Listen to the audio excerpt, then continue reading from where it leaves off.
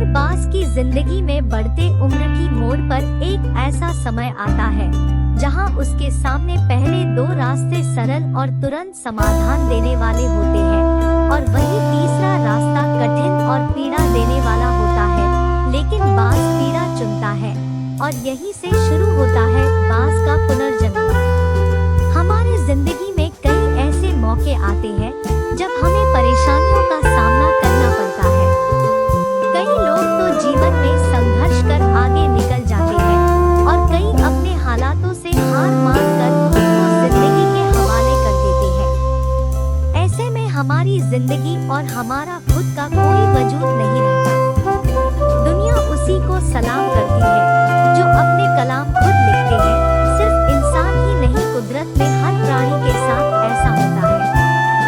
तो आइए जानते हैं बास के जीवन से जुड़ी आश्चर्यजनक किंतु एक ऐसा सत्य जो हम सबको प्रेरणा देगा।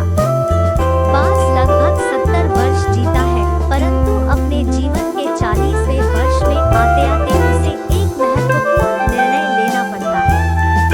इस अवस्था में उसके शरीर के तीनों प्रमुख अंग बेअसर होने लगते हैं।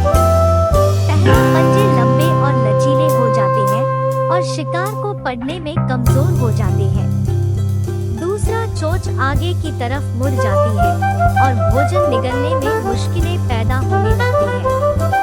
तीसरा, पंख भरी हो जाते हैं और सीने से चपकने से कारण पूरे खुल नहीं पाते हैं और उड़ानें सीमित कर देते हैं।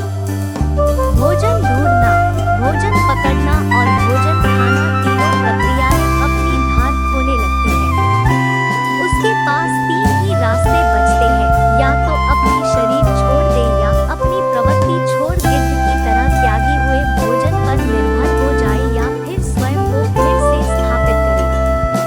आकाश के साफ तौर से जाहिर बादशाह के रूप में जहां पहले दो रास्ते सरल और तुरंत समाधान देने वाले हैं, वहीं तीसरा अत्यंत पीड़ादायी और लंबा। बास पीड़ा चुनता है और स्वयं को फिर से स्थापित करता है। वह किसी ऊंचे पहाड़ पर जाता है, एकांत में अपना घोंसला बनाता है और तब शुरू करता है पूरी प्रक्रिया। सबसे पहले वह अपनी चोंच चट्टान पर मार मार कर तोड़ देता है। अपनी चोंच से अधिक पीड़ादायक कुछ भी नहीं है पक्षी राज के लिए। अब वह इंतजार करता है चोंच के फिर से उग आने की और उसके बाद वह अपने पंजे भी उसी प्रकार तोड़ देता है और इंतजार करना है पंजों का फिर से उग आने का। नई चोंच और पंजे आने के बाद वह अपनी भरी पंखों को एक एक कर नोच कर निकालता है और प्रतीक्षा करता है पंखों की पुनः उग आने का। 150 दिन की पीड़ा और इंतजार और तब उसे मिलती है वही भव्य और ऊंची उड़ान। इस पुनर्स्थापना के बाद वह ऊर्जा, सम्मान और गरिमा के साथ 30 साल और जीता है। आपने कई बार ये सुना होगा, भगवान भी उसी की मदद करते हैं जो अपनी मदद खुद करता है। आज आपको इसकी मिसाल मिल गई होगी। जैसे बास संघर्ष करता है 150 दिन तक और भगवान उसका संघर्ष बेकार नहीं जाने देते, उसको नई जिंदगी देकर कुदरत हमें सिखाने बैठी है। जैसे पंजे पकड़ के प्रतीक है, चोंच सक्रियता की और पंख कल्पना को स्थापित करते हैं। इच्छा हालातों पर काबू रखने की, सक्रियता स्वयं की अस्तित्व की गरिमा बनाए रखने की, कल्पना जीवन में कुछ नएपन बनाए रखने की।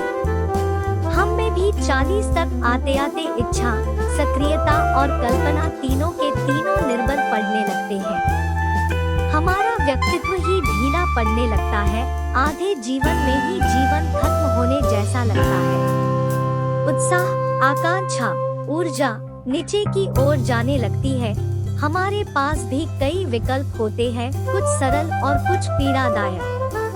हमें भी अपने जीवन के मजबूरी भरे अतिरचिनेपन को त्याग कर काबू दिखाना होगा। बास की पंजों की तरह हमें भी आलस पैदा करने वाली वक्र मानसिकता को त्याग कर ऊर्जा से भरी सक्रियता दिखानी होगी। बास की चोंच की तरह हमें भी भूतकाल में जकड़े अस्तित्व के भारीपन को त्याग कर कल्पना की आजाद उड़ानें भरने होंगी। बास की पंखों की तरह 150 दिन ना सही 1 माह ही बिताया जाए, स्वयं को दोबारा स्थापित करने में शरीर और मन से चिपका हुआ है, उसे तोड़ने और नोचने में पीड़ा तो होगी ही, बाज तब उड़ाने भरने को तैयार होंगे। इस बार उड़ाने और ऊंची होगी, अनुभवी होंगी और अनंत की ओर जाएंगी, जीत तक जंग जारी रहेगी। वीडियो अच्छा लगा हो तो दोस्तों हमारे